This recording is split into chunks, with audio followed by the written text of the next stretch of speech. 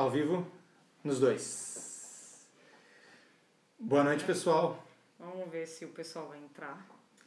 Olha, o pessoal já começou. Ó, Isabel Cordeiro com Z e não é minha mãe. Não é. Não é, olha. Seja bem-vinda, Isabel. Esperar um pouquinho. Bom, enquanto isso, vamos batendo um papo aí. Pessoal, seguinte, clima de Copa do Mundo, o que nós estamos tomando? Esse Gran Reserve Cabernet Sauvignon, Dom Elias Figueroa, é a vinícola, compramos recentemente no Chile. Para quem é amante de futebol... Elisa! A Elisa entrou. Beijo, amiga! Para quem é amante de futebol, Dom Elias Figueroa Quequinha. Jogou no Internacional em 73, 74, 75. Nós estávamos no Chile, conhecemos o filho dele lá e aí conversamos e tal, e ele pegou e nos ofereceu o vinho da vinícola dele, disse que não tinha no Brasil, nós trouxemos e gostamos muito. Então fica a dica aí para quem quiser. Olá, casal! E aí? E aí? Vamos começar? Vamos começar. Pessoal, primeira coisa, queria lembrar que hoje é um dia marcante para mim, especialmente para o Gabriel Calvé, da mesma turma que eu de concurso. Hoje completam 2 anos que nós fomos aprovados. Só de lembrar daquele dia, uma emoção, né? Não tem palavras, né? Foi numa terça-feira de muito frio, né? Você tava lá? Tava. Saiu o resultado. Eu lembro que saí, chorei, agradeci muito a Deus. Fui correndo para casa dos meus avós, dar um abraço neles. E de lá saímos... dali uns 40 minutos na casa dos meus avós. Foi tempo de fazer uma postagem no Facebook.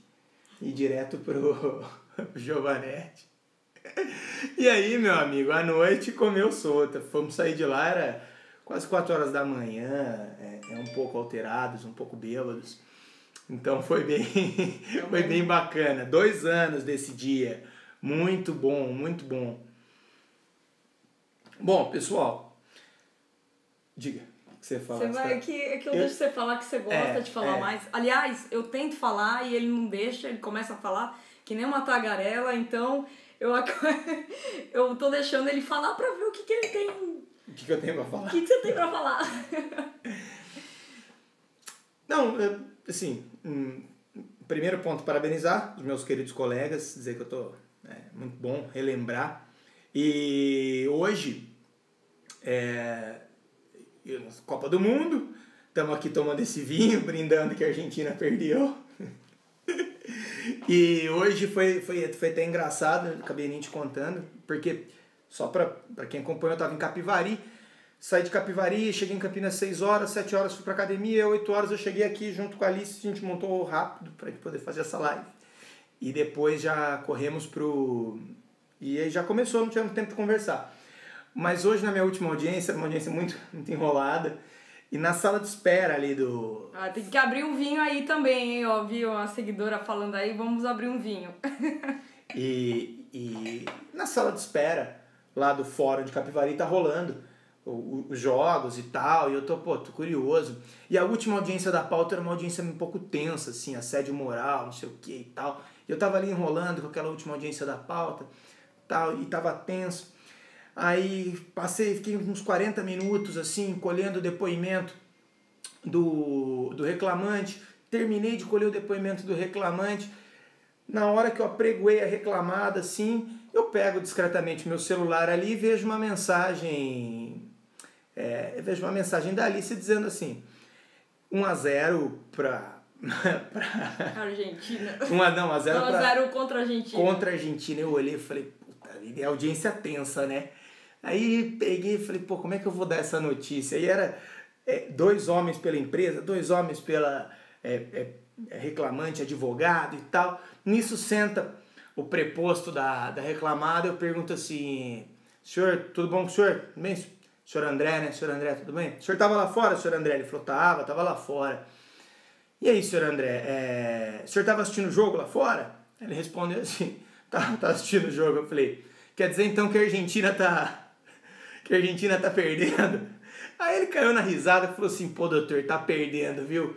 E olha aí que o goleiro aprontou lá, você precisa ver, o seu advogado é mesmo, tá perdendo, tá perdendo. Eu falei, bom, vamos acelerar essa audiência. Bom, graças a Deus aceleramos a audiência, assistimos o final do jogo, a Argentina 3-0, né?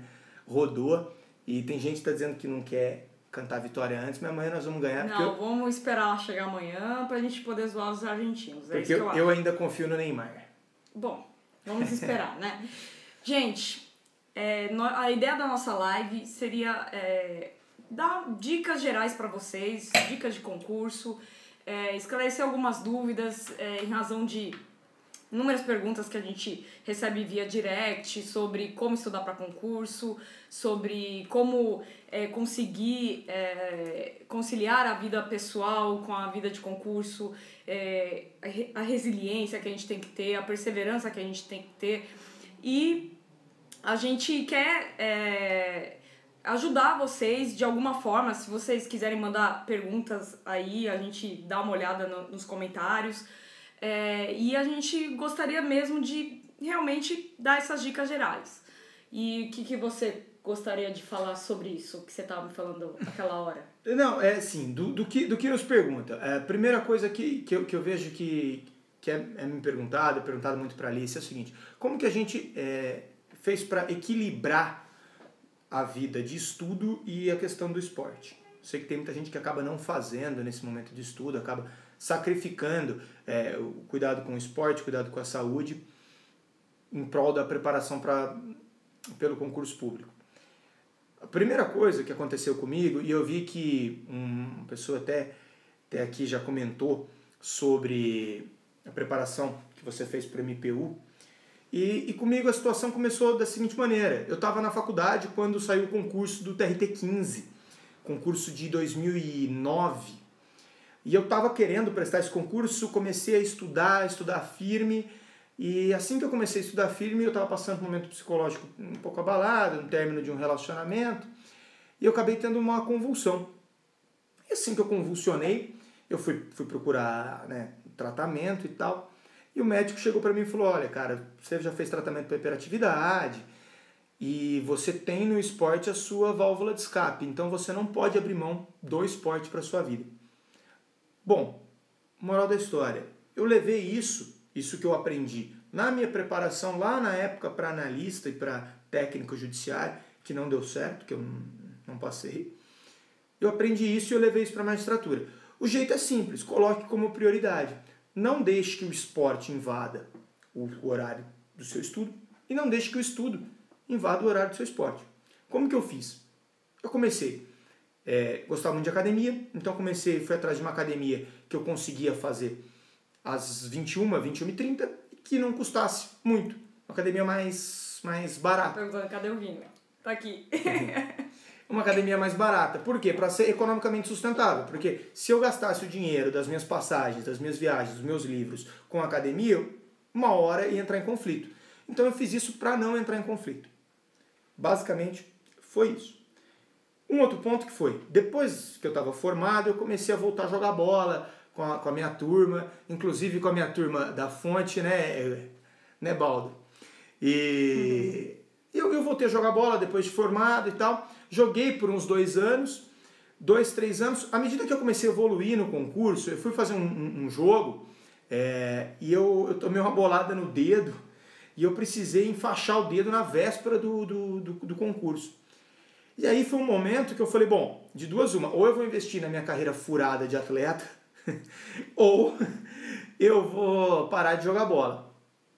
Moral da história, parei de jogar bola 2014, 15, voltei em 2016, assim que é a minha aprovação, e hoje eu sou goleiro do time aí do Matheus Cury, goleiro da Fonte, que eu sei que o pessoal tá vendo, né? ligado, e hoje eu tô jogando bola, todo sábado eu tô lá. Na época de concurso não tinha isso. Como é que você fez? E essa história do equilíbrio foi algo que me ajudou muito, porque quando eu comecei minha preparação, quando eu estudava para analista e posteriormente quando eu passei a estudar pro TJ de São Paulo, MP de São Paulo, que eu iniciei estudando para a área estadual, eu não tinha essa noção de equilíbrio, essa necessidade que tem que ter o equilíbrio. que é você conseguir dividir a sua vida de forma equilibrada mesmo, de ter o seu convívio com a sua família, que você tem que ter, de você ter o convívio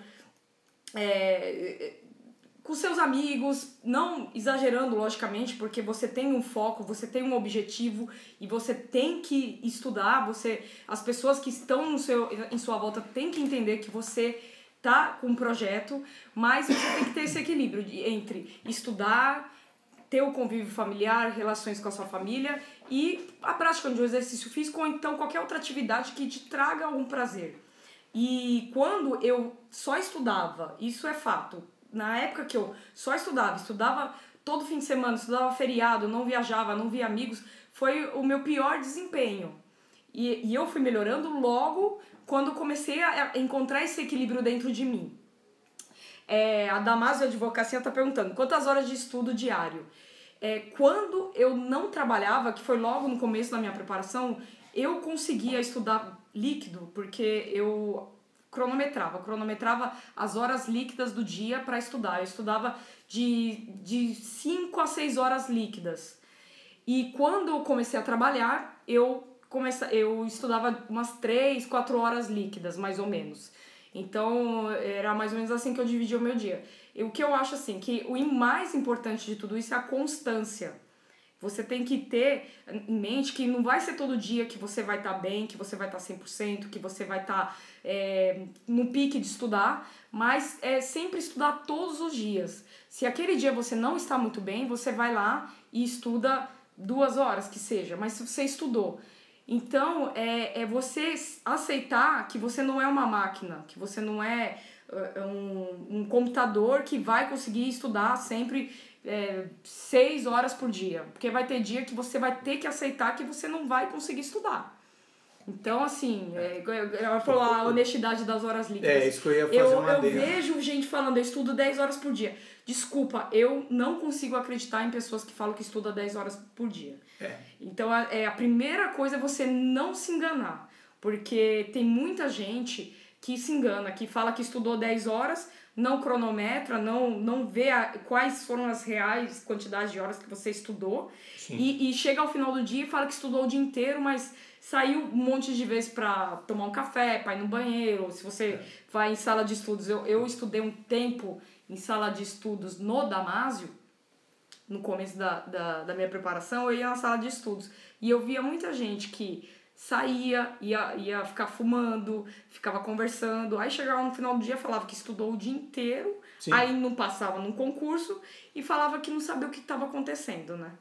Então, nesse ponto mesmo, Li, para você conseguir estudar 5 horas líquidas, você acaba gastando 10 horas. Aí vai daquilo que você quer impressionar os outros. Só que o que impressiona é o resultado. É você ir lá e passar. Então, assim, comigo, eu cronometrava. Colocava assim, comecei 10h10, ia até 11 horas, parava, 11h15 retomava. Tal, no final do dia, eu somava. Minha meta, acima de 300 minutos. Ponto, acima de 300 minutos. Era uma forma de garantir que eu estava tendo uma boa quantidade de estudo. Uma outra coisa que foi importante, e não sei se você chegou a adotar, eu acho que não, mas anotar todos os dias quanto foi de tempo de estudo num calendário. Um calendáriozinho, 300 minutos, hoje foram 300, amanhã 280, porque você consegue ter uma noção global para aquele momento que você fica na bad, assim, que você fica para baixo e fala, puta, eu não tô estudando, não tá rolando, acho que eu não tô me dedicando o suficiente. Quando você pega um calendário desse, que tem tudo anotado, você consegue ver, estudei nesse mês 60 horas, 70 horas. Aí você começa a ver que você tá no caminho certo. A Frida Concurseira tá perguntando, vocês faziam resumos ou não? Isso é muito particular. O Lucas adora mapas mentais. Ele se deu bem fazendo mapas mentais. Eu, no começo da minha preparação, fazia resumos. Mas eu senti que eu perdia muito tempo fazendo esses resumos. Então, o que eu comecei a fazer? Eu lia a doutrina, grifava o que eu achava mais importante. E depois eu revisava aquilo que eu grifei. Então, eu fazia várias revisões em cima daquilo que eu havia lido e grifado. E não lia mais o que eu não tinha grifado. eu separava alguns conceitos chaves e resumia. Só alguns conceitos. Então era um resumo do resumo, bem resumidinho mesmo. Para quando chegasse perto da prova eu revisava e relia para ver se tinha alguma coisa que eu tinha esquecido. Mas ele gostava muito de mapa mental. Eu não gostava, então é muito particular. Foi a Frida que perguntou, né? Foi. Frida, eu gosto tanto de resumo, mas tanto de resumo, que olha isso aqui, ó. Isso daqui é a minha pauta do dia de hoje. Todos os processos que eu encarei, antes disso eu tinha lido, tinha anotado, já tinha visto exatamente os pontos que eu ia encarar, porque eu gosto de resumo. É vício. Foi mas a forma o dele é como mapa mental, né? É mais mapa mental. Mais mapa mental do que resumo. Mas eu cheguei a resumir o Godinho lá em 300, aí depois eu vi que aquele resumo meu o Godinho tem 1.500 páginas. Meu resumo tinha 400, eu precisei fazer um mapa mental sobre isso. E eu li, por exemplo, o livro do Godinho, eu li umas 2 ou 3 vezes, foram 2 vezes que eu li inteiro, a terceira só alguns apontamentos que eu fiz. E eu fiz assim, eu li tudo, grifava e depois eu relia. Mas assim, eu procurava sempre revisar o capítulo anterior que eu havia lido para começar um capítulo novo. Porque esse esquema de revisão, assim, sempre revisando, porque se você lê tudo de uma vez e for ler de novo, você já vai ter esquecido tudo que você leu antes. Sim. Então, a importância da revisão. E também a importância de treinar em todas as fases. A gente costuma falar assim que para a primeira fase é a importância de treinar questões objetivas, mas para a segunda fase também tem a importância de treinar questões dissertativas. Terceira fase, sentença, peça processual. Treinar peça processual, treinar a sentença muito. E pro oral também, né? Treinar falando. Todas as fases você precisa não só do conteúdo, da doutrina, da letra da lei, mas você precisa treinar também. Então isso é muito importante. Teve uma pergunta aqui perguntando se você nunca quis magistratura. Aqui sim, tá? Eu acompanhei, essa eu respondo. Não, então, vida acadêmica concurseira. Eu sempre gostei muito do Ministério Público, desde a época que eu estudava para a área estadual. Mas eu prestei sim magistratura. Prestei. Muitas, prestei. Foram 15 concursos, né? Sim. Prestei 15 concursos da magistratura do trabalho e 4 concursos da magistratura estadual.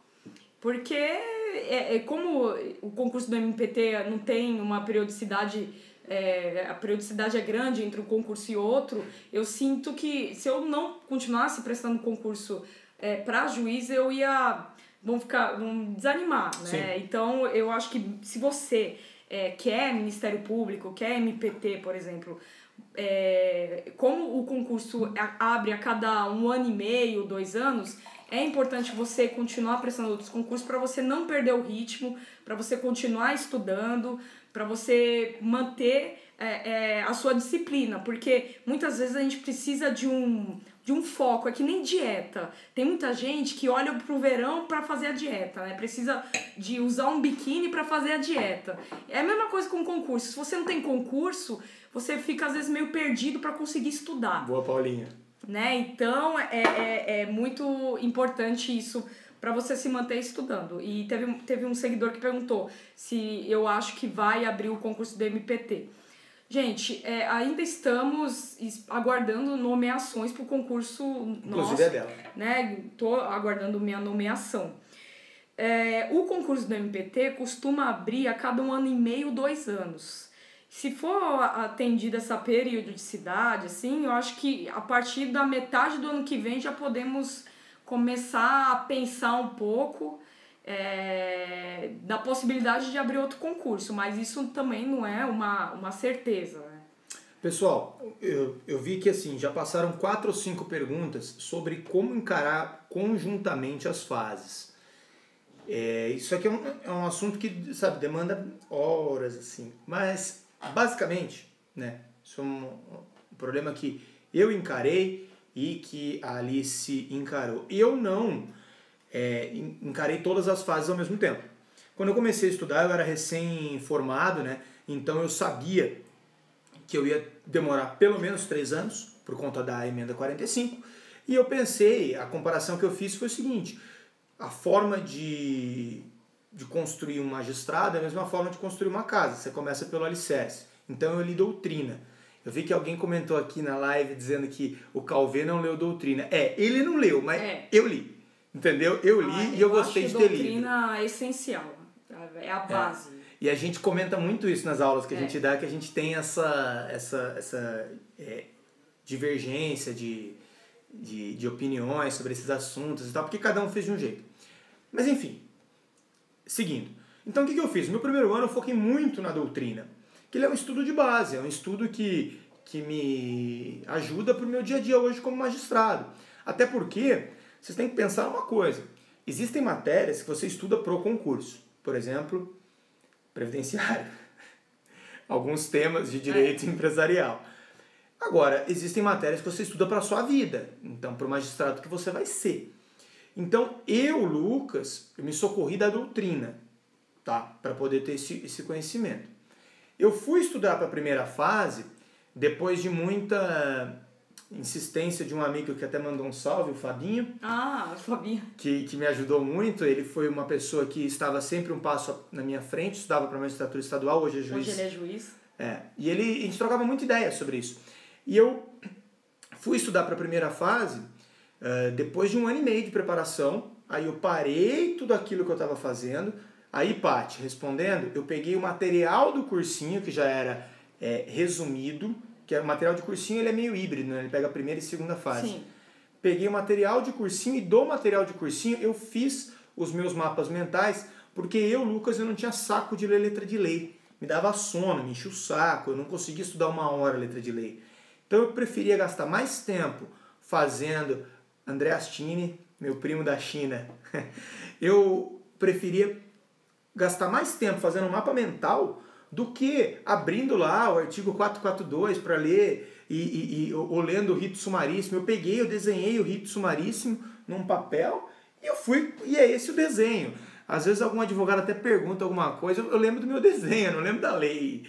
São técnicas que a gente faz porque a gente tem barreiras e a gente precisa vencer essas barreiras. A minha forma de vencer foi tirar daquilo que eu não gostava. Eu não gostava de ficar lendo letra de lei. É uma coisa que você vai descobrindo conforme você vai estudando, onde que tá a melhor forma de você estudar.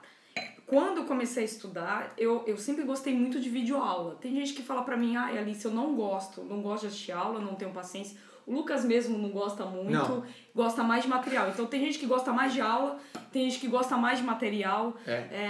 Então isso aí é muito particular. Eu assisti... eu fiz cursinho, eu fiz Damásio, eu fiz Renato Saraiva, eu fiz LFG, assim, eu fiz cursos anuais de matérias e anotava tudo, anotava até a respiração do professor, que era a forma que eu encontrei para gravar aquilo. Então eu ia lá e junto com o material do cursinho, eu lia a lei seca. Então, assim, esse estudo para a primeira fase, material do cursinho e lei seca, me ajudou muito. E doutrina, eu olhava apenas alguns apontamentos quando estava o edital aberto. Ô, Chaeli, manda esse link aí do YouTube que torna a lei seca menos chata. Acho que vai ser útil para todo mundo. até para quem já passou. Não, realmente é muito chato. E assim, quando vocês perguntam, estuda para todas as fases ao mesmo tempo, tudo vai depender em que pé está a sua preparação. Se você está começando a estudar, eu assim, ia tentar primeiro estudar para a primeira fase. Porque você precisa vencer a primeira fase, o filtro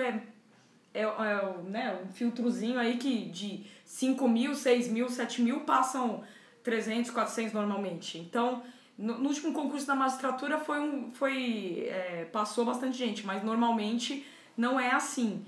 Então, eu acho que você tem que ver em que pé você tá. Se você tem dificuldades com primeira fase, você tem que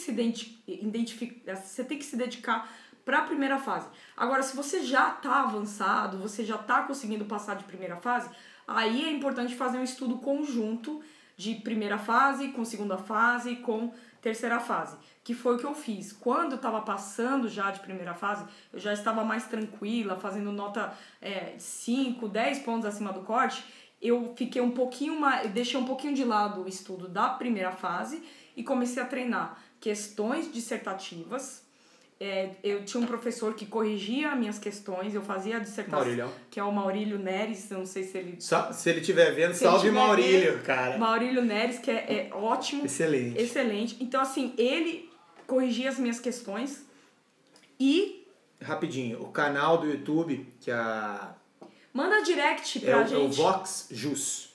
Só pra aproveitar. Manda um direct, porque a gente não vai conseguir. Não, sim, mas quem tá vendo já... Então, assim, quanto tempo demora pra passar da primeira fase? Isso é muito relativo. O Lucas, por exemplo, ele demorou quantos concursos? 7. Ele demorou 7 concursos pra passar. Foram mais ou menos, dos 7 concursos, eu posso considerar que foi de setembro de um ano a setembro de outro ano. Basicamente foi isso. Porque os dois, o primeiro, eu fui meio pra ver qual é que é e tal, enfim... É só para pôr na conta. Num período de um ano, né? Mas foi no período de um ano. Foram 11 meses, na verdade, para passar da primeira fase. Então assim, tudo depende. Se você já tá bem na primeira fase, já dá para se dedicar mais para as outras fases. Porque eu vejo muita gente que tá pegando doutrina, estuda doutrina, treina sentença, treina questão e se esquece da primeira fase, chega na primeira fase não passa. Então... também não adianta fazer assim. E como eu sempre, assim, ele demorou 7 concursos. Eu sempre tive um pouco mais de facilidade para a primeira fase. Então eu pegava e estudava para a primeira fase faltando 1, 2 meses para a prova e quando não tinha edital aberto eu me dedicava à doutrina, treinar a questão e ter o corretor, o professor que corrigia e treinar a sentença ou treinar outras peças, como ação civil pública e tal. Mandar um oi para a DV Samanta Pinheiro. Pessoal, eu tô vendo muita gente preocupada com a data do concurso da magistratura. Perguntaram se a Paty perguntou aqui se a RT15 deve ter concurso em separado e se vai demorar para 2020 o próximo concurso da magistratura. Olha, para um magistrado que está lá em Capivari cobrindo as férias, esse tipo de informação não chega. O que nós sabemos? Que nós temos um número expressivo de candidatos na fase oral e nós temos um número expressivo de vagas. Na época que eu prestava concurso, eu fazia uma conta que assim, eram aprovados pelo menos 80, 90 magistrados trabalhistas por ano. E esse é um número que não tem como frear. Não tem como frear. Por quê? Porque isso decorre de aposentadoria e de falecimentos. E um ou outro que exonera da carreira. Então, assim, a tendência é que se preencham os quadros e que dentro de 1 ano e meio tenham novas vagas abertas. Basicamente é isso. E aqui, só aproveitando também... Eu tô vendo umas perguntas aqui já para não esquecer. Ali perguntou, Paty, como superar as distrações e como manter o foco. Deixa eu até mandar um abraço aqui. Aquela hora que eu ri, o Bruno Zioli perguntou se a boa fase do São Paulo pode atrapalhar ele na preparação. Bruno, Deus queira que que o São Paulo esteja em boa fase a ponto de te atrapalhar. Na verdade, o que eu costumo dizer é o seguinte: durante a minha graduação, eu peguei 2006, 2007 e 2008, que foram o ano do tricampeonato do São Paulo. E foi uma época que eu podia ir e eu acompanhei muito o São Paulo. E eu cheguei num ano, o Campeonato Brasileiro tiveram 18 jogos no Morumbi, eu fui em 12 no Morumbi, fora outros que eu fui fora de casa, fui pro Maracanã e tal. Enfim, quando eu me formei e fui para esse momento, graças a Deus São Paulo não estava numa fase boa. Mas mesmo assim, eu comecei a escolher os jogos que eu ia assistir. Então eu parei de frequentar o Morumbi, porque o Morumbi me tomava 2 horas para ir, mais 2 para voltar, chegava cansado e gastava dinheiro. E comecei a assistir jogos só de fim de semana. Acabou. Então assim, indo nessa linha da Paty, respondendo a pergunta da Paty, com essa brincadeira que o Bruno fez, o que está em jogo no concurso é a sua capacidade de renúncia. em prol do seu sonho. Sim. No meu caso, eu estava numa situação muito desconfortável, do ponto de vista pessoal, porque eu estava trabalhando, advogando por conta. Eu também acho, Marcos. Eu estava trabalhando, né, advogando por conta, com dificuldade, né, de me sustentar, até porque eu fazia isso só para ter um giro financeiro para bancar o meu concurso. Eu queria, na verdade, era ter tempo para estudar e era isso que eu fazia. Então, assim, é uma capacidade de renúncia. Como eu estava numa situação delicada, uma situação pessoal delicada, eu tinha que abrir mão. Então, isso forçou a minha capacidade de renúncia de algumas coisas. Eu deixei de ir para a praia, diminui muito as minhas viagens. Eu ia para a praia uma vez a cada 45 dias, por conta de uma casinha que eu tenho no litoral. Eu comecei a ir a cada 6 meses, quando um amigo meu, o Thiago, vinha da África e ficava uma semana aqui, ele me levava um fim de semana, eu ia junto com ele, só. Então é capacidade de renúncia. Você renunciou a muita coisa?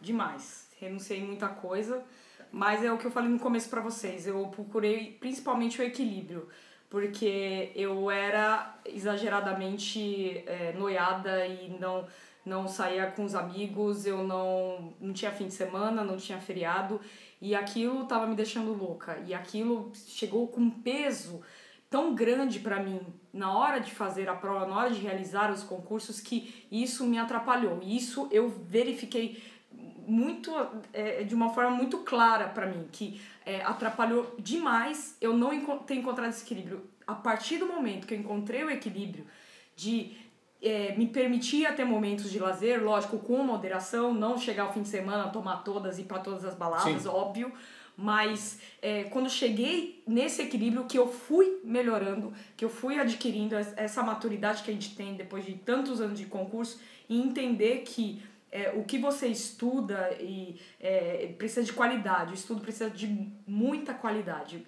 Então, não adianta nada você estudar de domingo a domingo e você não conseguir assimilar nada do que você estudou, né? Viu? E aí, deixa eu responder uma pergunta que estão perguntando para mim com relação ao concurso de analista do MPU. Esse concurso é esse bicho-papão todo? Até perguntaram aí. O concurso de analista do MPU, principalmente o último, que foi o de 2013, de analista para a área judiciária, foi a banca CESP. E assim, eu vou falar para vocês que CESP para mim sempre foi terrível. Eu odeio o CESP com todas as minhas forças. Eu peguei CESP na OAB. Eu sou muito mais FCC, por exemplo, do que CESP. Mas é o que eu falo, você tem que andar conforme a música, né? Então, dançar conforme a música. Então, o que eu indico para vocês? Não esperem o edital sair. Vamos começar a estudar. E é o que eu falo, pegar um material que vocês tiverem, material de cursinho, resumo, e já começar a ler, revisar, treinar a questão. E assim, a CESP exige, além de... eles mudam, né, para uma questão correta para incorreta, eles trocam uma letra, trocam uma palavra que muda totalmente o sentido daquela frase e aí torna a questão incorreta. Então tem que ter muita atenção, tem que ter muita... e como que você vai conseguir adquirir essa atenção toda na prova da CESP? Treinando questões CESP. Eu coloquei até no post... aquele livro Como Passar em Concurso, da editora Foco. Julian Douglas? Não, é da editora, é um livrão desse tamanho. Ele, assim, o preço dele é meio carinho, é R$180, mas são mais de 7.000 questões CESP, de todas as matérias. Então, eu acho que vale muito a pena, é um investimento muito bom para você treinar e pegar. A Lívia tá perguntando... tá perguntando, para a MPU eu devo pegar a doutrina. Eu não acho que para esse concurso a doutrina seja essencial, somente para alguns apontamentos, algumas questões. Tem redação no concurso do MPU? Tem. Eu, particularmente... estudo de caso. Estudo de caso. Eu pegaria os últimos estudos de caso de outros concursos e leria o ponto que tocou a doutrina nesses estudos de caso. Então, eu andei... nessa minha nova carreira aí de professora do curso Capa. Não sei se a Carlinha tá vendo Tá vendo aí, o JC foi dormir. O JC foi dormir. E depois que eu comecei a me interessar mais com relação a concurso, para ajudar também vocês a dar uma dica, um feedback, né, necessário com relação ao concurso, e eu andei estudando algumas provas de TRT, a última prova do MPU, com relação à CESP e o estudo de caso. E o que eu vejo é que eles questionam muito questões atuais, questões de jurisprudência. Então, estudem jurisprudência, porque a jurisprudência, eles pedem sim jurisprudência no concurso, também a letra da lei, mas eles pedem muito conforme entendimento do STJ, isso é tal. Então, tem que estudar a jurisprudência também. Estudar jurisprudência do que letra de lei, particularmente. Sim. E como você faz o estudo da jurisprudência? Principalmente para a área trabalhista, ler os informativos do TST, entendo que são essenciais a leitura desses informativos. Bicho, assina o Jus Brasil. E o Jus Brasil é maravilhoso. É R$10 por mês, pessoal. Vale mais do que muita coisa, sabe? Pô, assina lá o Jus Brasil. É uma mão na roda, tanto para advogar quanto para poder pesquisar jurisprudência, dar uma consultada em acordos. Você comentou ali, fazer um parênteses aqui, né? Você comentou sobre ficar sem beber na preparação e tal. Diz a lenda que meu amigo Gabriel Calvé ficou 3 anos sem tomar nada de álcool. Eu não sei como ele conseguiu, né? Pois é, eu também não sei. Mas isso e vinho, né? Mas assim, na época que eu estudava, eu não bebia durante a semana. Aliás, até hoje é difícil, mas hoje nós estamos bebendo porque amanhã é a Copa do Mundo, foda-se. Mas eu não tinha esse hábito. E eu ficava muito tempo sem tomar. E uma coisa que me ajudou muito a me manter firme no concurso é porque assim, a gente faz laços, a gente cria amizades no concurso e tal. E eu acabei levando muito pro concurso dessas amizades que eu fazia. Eu acabava saindo depois de prova. Quem já foi para pós-prova, manda um joia aí, comenta alguma coisa. Eu gostava muito de pós-prova. Então eu acabava... A distração que eu teria, por exemplo, aqui em Campinas, que seria pegar um final de semana e ir para uma festa, ir para um barzinho, eu passava o sábado estudando, seguia. Aí dali 3 semanas eu tinha uma prova, aí eu ia fazer a prova, beleza, feita a prova, meu amigo, aí é o dia do concurseiro, aí é a hora da vingança. É a hora de extravasar, né? Lógico. Tem gente que gosta mais do pós do que da prova. É verdade, lógico. Agora, cuidado. Teve uma vez que eu recebi uma mensagem... Eu já perdi voo, gente, por causa de prova. Não, mas teve... gente, cuidado com esse negócio. Eu sei que é empolgação, que você vai encontrar o pessoal. Aí, ó. Teve uma vez que... O quê? Salve, Edgar, que pessoal que já curtiu um pós-prova. Melhor parte do concurso. Pós-prova é muito bom. Pós-prova é vida, velho. Só que, pense na pós-prova após a prova. Você pode te distrair. Já teve gente me perguntando, quando tava perto da prova do TRT15, que agora foi remarcado, dia 29 de julho, se eu não me engano, que foi remarcada a prova do TRT15, e me perguntaram, barzinho, ao invés de me perguntar dicas, como que eu estudo, não sei o quê, me mandaram um direct perguntando... que barzinho que tinha pra sair depois da prova de Campinas. Aí, diga Então, complicado, né? Tem que concentrar, o cara nem veio pra prova, aquela puta crise do combustível lazarenta, e o cara tá querendo... A pessoa tá preocupada com o barzinho da prova. Né? Dá vontade de responder assim, calma, fera, calma. Chega, pousa, vai pro teu hotel, faz tua prova, passa, garante teu cargo, daqui um X tempo você é chamado, legal... Aí fica tranquilo. Sempre tem a turma do pós-prova. A turma do pós-prova Eu fiz muito pouco pós-prova, né? Porque... Eu também fiz pouco. Você fez... Ainda ficava com umas menininhas, né? Que eu fiquei sabendo já. Eu fico perguntando, por que você não ficou? Né? Porque era pouco, não, né? Não era não. Vamos voltar a falar de concurso, pessoal. Não, mas isso é verdade, assim. Pessoal que está estudando, é o momento que você cria laços. Como eu não tenho dinheiro, eu cheguei a ficar em albergue, né? E nessa que eu fiquei em albergue, eu conheci o Benoni, um amigo meu do Ceará, e ele também era quebrado que nem eu, e nós começamos a dividir hotel. Aí eu falei, bom, ao invés de a gente ficar no albergue, vamos começar a dividir quarto, uns quartinhos, uns hotelzinhos vagabundo e tal, e a gente pegava esse esquema, e era um hotelzinho vagabundo na véspera da prova. Depois da prova, a gente ia pro albergue. Lógico, pro albergue de 20 pila, de 27 pila e tal, pra deixar as coisas, tomar um banho e pronto. Vida de concurseiro não é fácil. E aí, um ano depois, a gente falou, pô, velho, vamos comemorar, né? Que não sei o quê. A gente voltou pro albergue. E conhecemos o Saulo. E aí, nós começamos a dividir o hotel vagabundo em 3. Então, assim, e nesse momento que você... faz amizade, que você... Você viu, né, Carla? Ele tá mudando assunto, né? Que você cria esse contato, e é muito importante. Então, assim, curtam também esse momento do concurso, esse momento de aproximação das pessoas e de você fazer amizade. Pô, o Saulo é goiano, o Benoni é do Ceará, e quando dá a gente tá junto, sabe? Foram amizades que a gente fez. A importância de curtir o processo, porque tem muita gente que só olha lá na frente, olha lá o futuro, mas é importante curtir esse processo, é gostoso. O Lucas estava até comentando comigo quando ele passou, ele fala que estava sentindo falta desse clima de lá, Sim. fazer a prova, aquele frio na barriga. Então, assim, eu não tô falando que, nossa, tem que prestar concurso para sempre, mas é uma fase que você tem que curtir para ficar mais leve também. A Elisa tá perguntando do casamento, olha. O casamento sai. Sai. O casamento sai. Sai em agosto. Vai mudar de assunto? Vamos falar de concurso, a live é pra isso. A live é pra isso.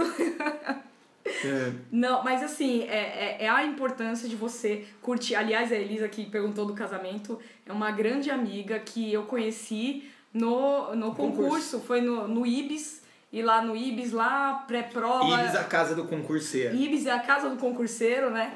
E assim, são amizades que a gente vai levar pra vida inteira, né? Então, foi uma fase muito gostosa também. Muito sofrida, mas muito gostosa também. Vamos voltar aqui. Fizeram uma pergunta pra mim sobre minha preparação para analista. Bom, a minha preparação para analista é um case de insucesso. Porque em sucesso eu tava na faculdade e aí pintou concurso de analista. O pessoal, pô, Lucas, você vai bem em trabalhista, vai prestar e tal, não sei o quê. Aí eu peguei e comecei a estudar meio perdido. Bom, moral da história, tomei pau. Falando de casamento. Ó, Nega Produções. Nega Produções. Aí tomei pau. Tomei pau no concurso de analista do TRT2. Aí eu peguei... Estava conciliando estágio com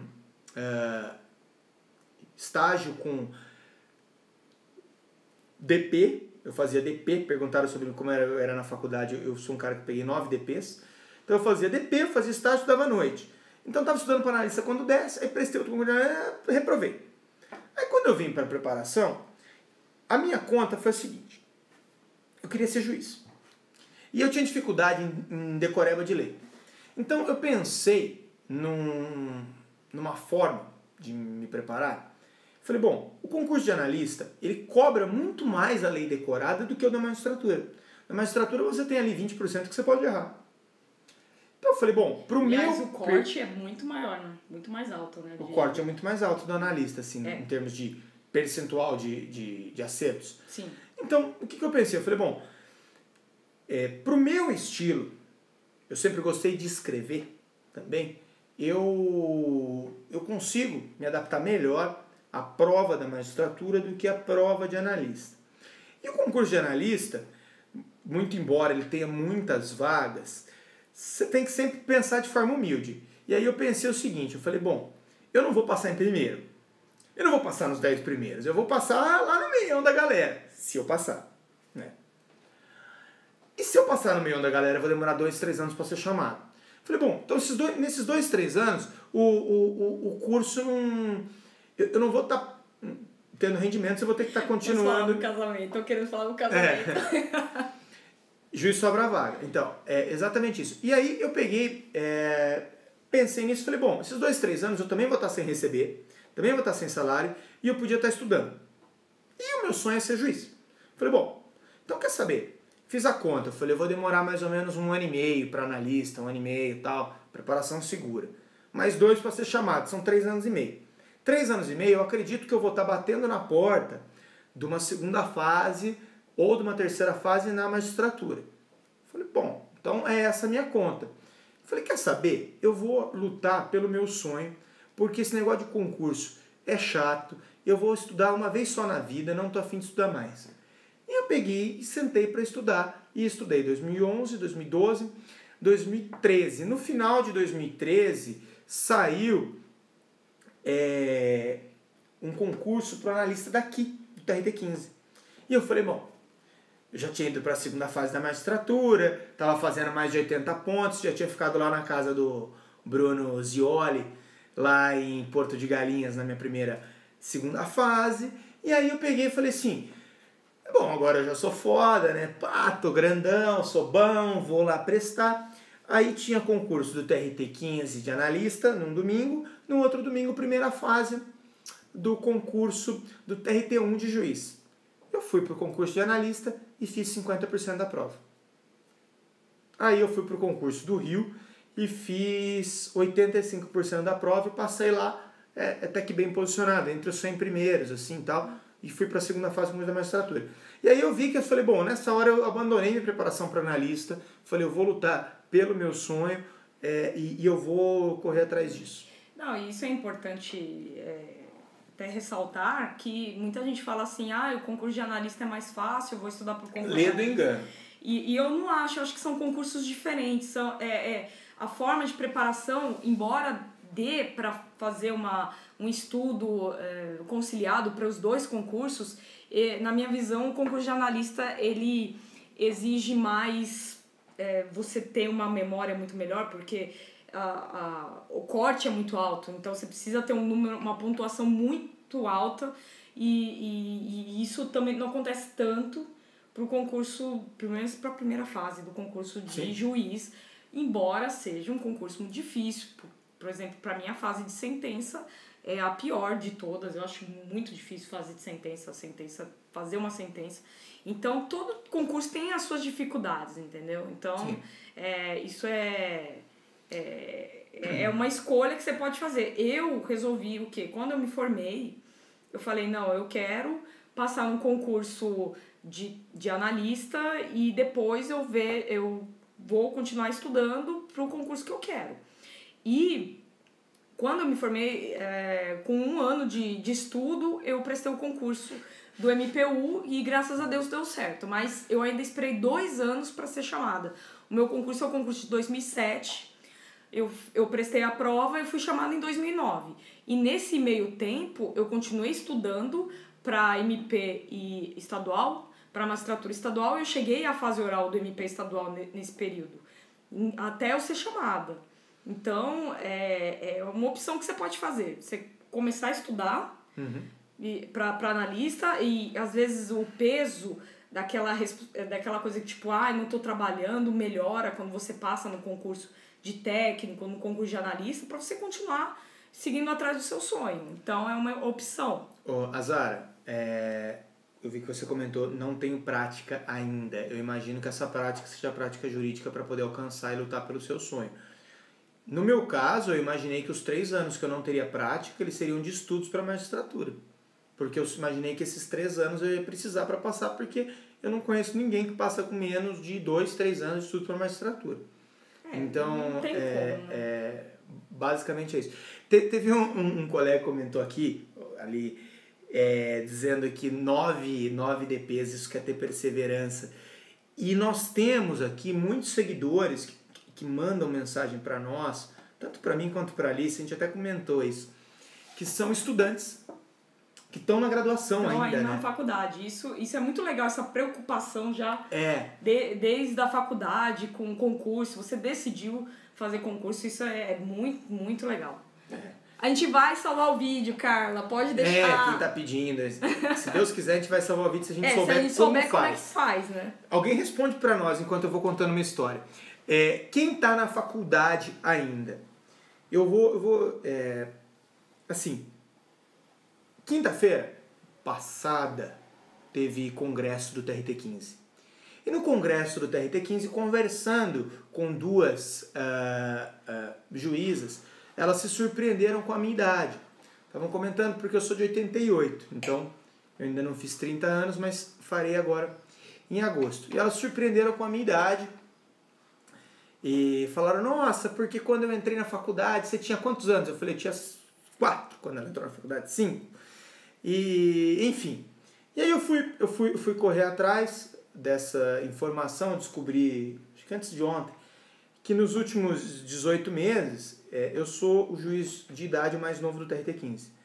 Somos 400 juízes, eu sou o mais novo. Já passaram juízes mais novos do que eu, com 24, 25 anos de idade. Eu passei no concurso com 27, também posso com 28. E hoje eu sou um dos mais novos. Nesse ponto, por que eu estou fazendo toda essa introdução? As pessoas que vêm me perguntar, pô, eu estou na faculdade, quero saber se eu estudo ou se eu não estudo. Primeira coisa, na época de faculdade, como eu disse, eu tive um primeiro ano de direito muito fraco, que eu dava muito relaxo e eu já comecei a trabalhar. No meu segundo ano, eu dei tanto relaxo que eu peguei um monte de DP. Por falta, tal, não sei o quê. Aí no meu terceiro ano, eu fui pra noite, tive que fazer o terceiro ano à noite, praticamente o segundo ano junto, de manhã. Então eu fazia cursinho à tarde. E o principal, que eu me lembro na época, eu falei, gente, como é que eu vou conseguir isso? Eu falei, bom, é um dia de cada vez. Então eu comecei a me dedicar muito nas aulas, porque eu sabia que eu não ia ter tempo de estudar para as provas. Toda vez que eu pegava uma primeira prova assim, espaçada, eu aproveitava para estudar e bem e resolver. Bom, estudei bem, resolvi, tchau. Tirava uma nota boa e seguia. E o principal que eu notei era o seguinte, na época de faculdade não dá. E outra, depois que você formar, você vai encarar 4, 5 anos num concurso para magistratura, que você vai ter muita dificuldade para conviver com seus amigos, para sair, para tomar uma, para se divertir. Então, aproveita a faculdade para fazer isso. Pô, mas eu já queria começar já. Bom, então você quer começar já? Vou te dar uma dica. Leva a faculdade a sério. Levar a faculdade a sério, o que é? Vai na aula, assiste a aula, tira a dúvida com o professor, leva o mínimo de vício, de deficiência de formação para a sua fase pós. Tá? Para a sua fase de cursinho. Porque no cursinho você vai ter os 5 anos em 1 ano. E o conhecimento assim, ó, chutado, pau. Então, aproveita esse momento de faculdade para isso. Para poder fazer uma boa preparação, para poder criar uma boa base. E o principal da época de faculdade, que foi decisivo hoje para eu poder ser um juiz novo de idade, o decisivo foi tomar algumas decisões. Deixa eu só agradecer a doutora Lorenza Navas. Obrigada. Que fofa, obrigada pelo carinho. Eu me perdi. Não, o que eu ia dizer é exatamente o seguinte, que o principal para eu poder ter chegado na magistratura cedo, antes dos 30 anos, foi ter tomado a decisão de prestar concurso e ter colhido informações sobre como estudar antes de me formar. Mas efetivamente eu não usei aquela informação no momento. Eu fui usar assim que eu me formei. Então, assim, nesse momento, tenham calma, vai seguindo e que uma hora chega. Quem está com quase 40 anos, que eu vi, não desistam, porque eu tenho um colega que foi aprovado na magistratura, se não me engano, com 49. Não, e a Zara falou que ela é só 2 anos mais nova que a gente, que você, né? Que eu? Que eu sou um pouquinho mais velhinha, tá? Só um pouquinho mais velhinha, mas tudo bem, né? E assim, uma coisa que estavam me perguntando com relação à doutrina. Quais foram as doutrinas de base que a gente estudou para a área trabalhista? A minha doutrina de base foi... Eu li o livro do Gustavo Felipe Barbosa, de início, e li o livro do Maurício Godinho Delgado. Mas eu gosto muito do livro da Avólia Bonfim também. Eu acho que o livro dela é muito didático, ele Ele é bem autoexplicativo, ele coloca bastante doutrina, jurisprudência, outros entendimentos da doutrina, jurisprudência. Então, essa doutrina de base foi a que eu usei e o Lucas usou... Eu usei o Godinho, né? Usei alguns apontamentos da Volha e eu assisti muita aula do Homero. E, puta, eu sou muito fã do Homero, tá ligado? Eu não conheço o Homero, mas assim, eu sou muito fã do Homero. Outro dia eu tava dando uma aula, aí eu tava, terminou a aula, um aluno veio tirar uma dúvida, eu conversei, aí eu dei o meu posicionamento, aí ele virou pra mim e falou assim, então, é porque no livro do Homero tá diferente. Aí eu respirei, olhei pra cara dele e falei, bom, meu amigo, se tá diferente no livro do Homero, segue o Homero. O Homero manja mais que eu. Eu sou muito suspeita. Sou muito fã do Homero. Não, eu sou muito suspeita porque, assim, eu aprendi Direito do Trabalho, eu comecei a gostar aula, não lia livro. Direito do Trabalho com as aulas da Volha. Então, assim, pra mim, a Volha Bonfim foi a professora que conseguiu fazer com que eu me encantasse com o Direito do Trabalho. Ela é muito didática nas aulas dela. Sim. A Volha foi aplaudida de forma impressionante no TRT-15, viu? Não, ela é, sim, eu queria ter a oportunidade de até mostrar essa live pra ela. Ela é sensacional. A Volha, ela consegue entrar na nossa cabeça, assim. Ela dá aula no LFG. Na época que eu fiz Renato Saraiva, ela dava aula no Renato Saraiva. A Volha, assim, é espetacular. Então, pelo caderno dela, pelo livro do Gustavo Felipe, do Godinho e o livro dela, eu não pegava tanto o livro dela para ler junto com a aula, porque ficava muito repetitivo. Então, eu buscava outros entendimentos que fossem diferentes do jeito dela dar aula. Então, por isso que eu preferi pegar uma outra doutrina. Mas a aula dela é espetacular. A aula dela... E com relação a outras matérias, doutrina... Então, o que eu fiz? Deixa eu te cortar. O que eu fiz e o que eu errei? Eu li doutrina de trabalho, processo de trabalho, civil, processo civil, constitucional e administrativo. Mames! Hoje... tá na gringa. Aí, sogrinha. Deixa eu ficar sério agora.